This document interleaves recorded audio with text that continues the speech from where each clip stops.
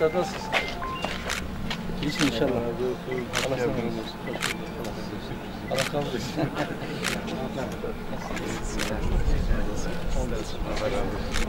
Hoş geldin. Hoş geldin.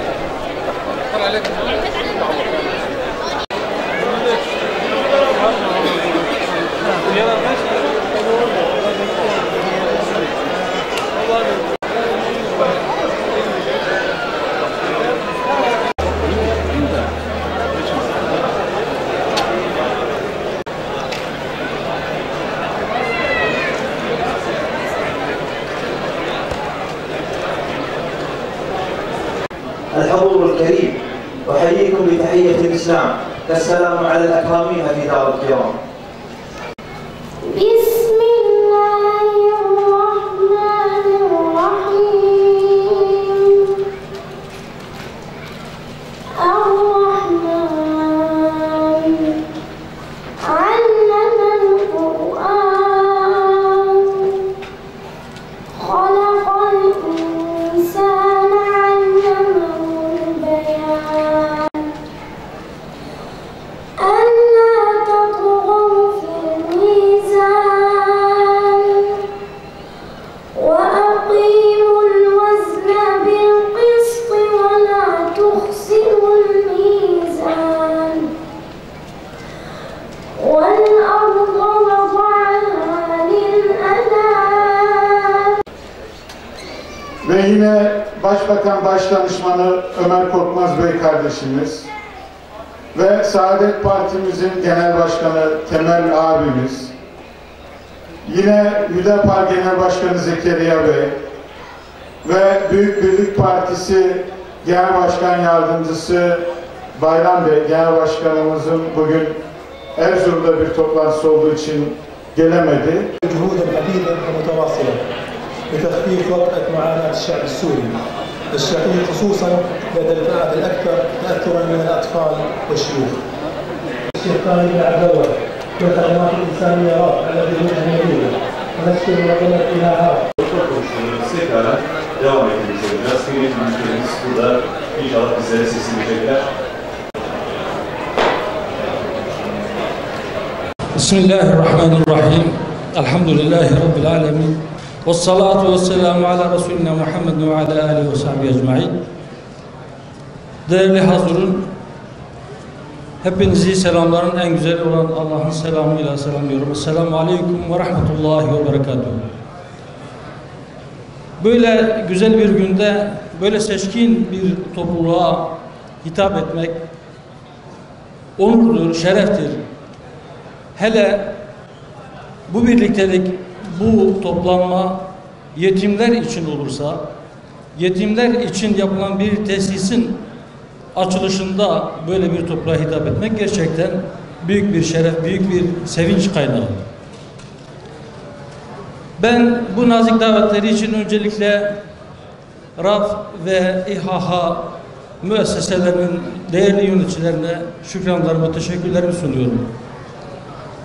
yetimlerle ilgili böyle bir tesisi açtıkları, yetimlere el uzattıkları, onlara yardımcı oldukları, onların yaralarını sardıkları,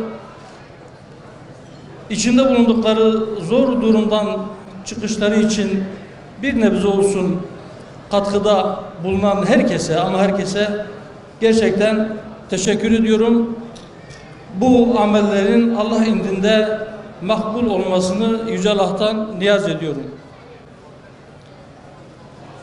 Bülent Bey'in dediği gibi, İHA Genel Başkanımız, değerli kardeşim Bülent Bey'in dediği gibi, yetimlerle daha fazla zaman geçirebilmek, onlara daha fazla zaman ayırabilmek için nezaketen buraya davet edildiğimiz bu kürsüde konuşmayı çok uzatma niyetinde değilim, ama öyle bir peygamberin ümmetiyiz, öyle bir dinin mensubuyuz ki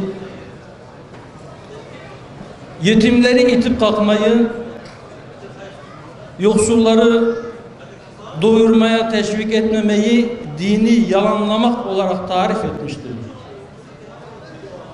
Ara'aytellezî yukezzibu bid-dîn fezâlikellezî yed'ul yetîm ve lâ yahuddu alâ ta'âmil miskîn. Burada o taam kelimesi aslında o yetimlere it'am değildir. Bir lütuf değildir. Bir inam değildir.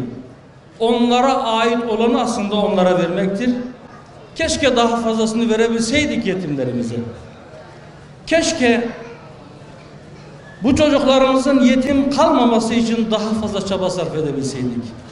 Keşke bu 6 yılı aşan savaşta bunca yetime burada tesisler açmak için, bu savaşın daha fazla sürmemesi için daha fazla çaba ortaya koyabilsek ve bu savaşı durdurabilseydik.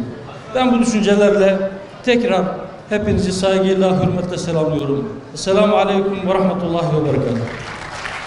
Ama gönlümüz ister ki böyle yetimhaneler zaruret icap ettirirse, gerektirirse, zaruri olursa elbette açılmalı, ama keşke bunlara ihtiyaç olmasa. Keşke insanlar bütün güçlerini böyle netice doğuracak savaşların önlenmesi için harcasalar. 6 yıl içinde yüz binlerce insan hayatını kaybetti. Yüz binlerce yavrumuz yetim kaldı.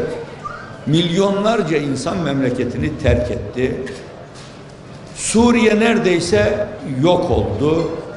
Tarihi şehirlerimiz ortadan kalktı. Aslında bu bize bir ders olmalı. Bu bizi sevindirdiği kadar üzmeli. Bu bizi bu savaşların, savaş demiyorum, savaşların durdurulması için gayretlerimizi artırmalı. Dünyanın neresine bakarsanız bakın, nerede bir gözyaşı ve ateş varsa bilin ki bu dönemde orası bir Müslüman diyarıdır. Tam oradan Keşmir'e, maalesef Pakistan, Afganistan'dan işte hemen yanı başımıza Irak'a, Suriye'ye, Mısır'a, Libya'ya, Yemen'e, Somali'ye, nereye giderseniz gidin akan kan ne yazık ki Müslümanların kanı. لغة التعليم فيها اللغة العربية والإنجليزية والتركية. بداية أشكر لكل الإخوة الذين ساهموا في هذا المشروع سواء من طرف القطري أو من طرف التركي. Sağlık Bakanlığımız tam 25.919.000 kez poliklinik hizmeti verdi Suriyeli misafirlerimize. 918.000 Suriyeliyi hastanelerde tedavi etti. 953.466 Suriyeliyi ameliyat etti. Ve 224.750 çocuğumuz Türkiye'de doğdu. Suriyeli misafirimizin çocuğu. Bu çocuklarımızın inşallah Suriye'nin geleceğinin kurulmasında çok önemli roller üstleneceğine inanıyoruz. Saygıdeğer davetliler, Biz Reyhanlı ilçesi olarak 2011 yılından bu yana Suriye'den, savaştan kaçıp gelen dostlarımızı, Suriyeli kardeşlerimizi 2011 yılından bugüne kadar ağırlıyoruz. Ve ben gerçekten Reyhanlı halkına çok teşekkür ediyorum. O günden bugüne kadar en ufak bir olay yaşamadık. Kardeş gibi geçiniyoruz. Bundan sonra da inşallah kardeş gibi geçinmeye devam edeceğiz. Reyhanlı ilçemizin nüfusu 92 bin. Burada ben önemli bir şeye dikkat çekmek istiyorum. Suriye'den gelen misafirlerimizin nüfusu 120 bin. Yani biz kendi nüfusumuzdan fazla Suriyeli kardeşlerimizi ağırlıyoruz. Ağırlamaya devam edeceğiz.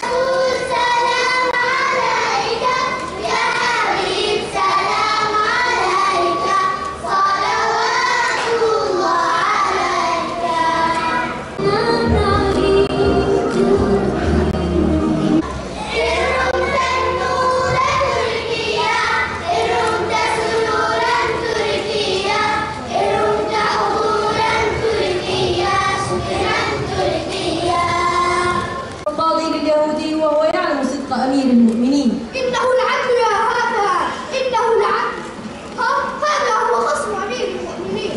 هذا الدرع الذي اختلفت به مع الخليفة لقد لجأت إلى أمير المؤمنين علي وقلت له إني لأشهد بأن هذا الدرع لك لكني عجبت لخليفة يقاضي لي عند قاض هو عينه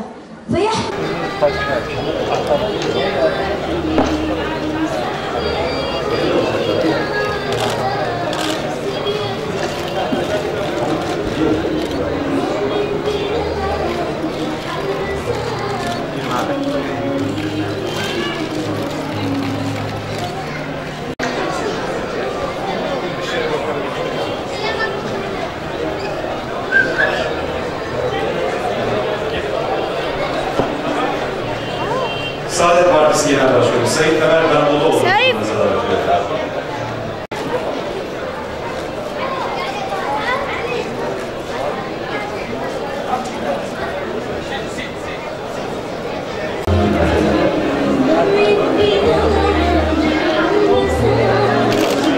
Evet, buyurunuz efendim. Açılışımızı gerçekleştirelim.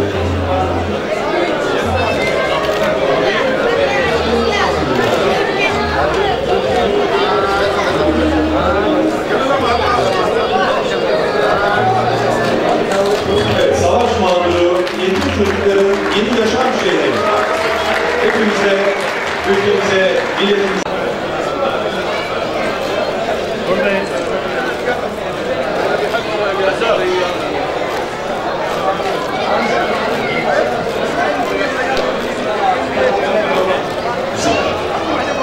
oldukları binada, her bir binada toplamda 18 yetim kalacak.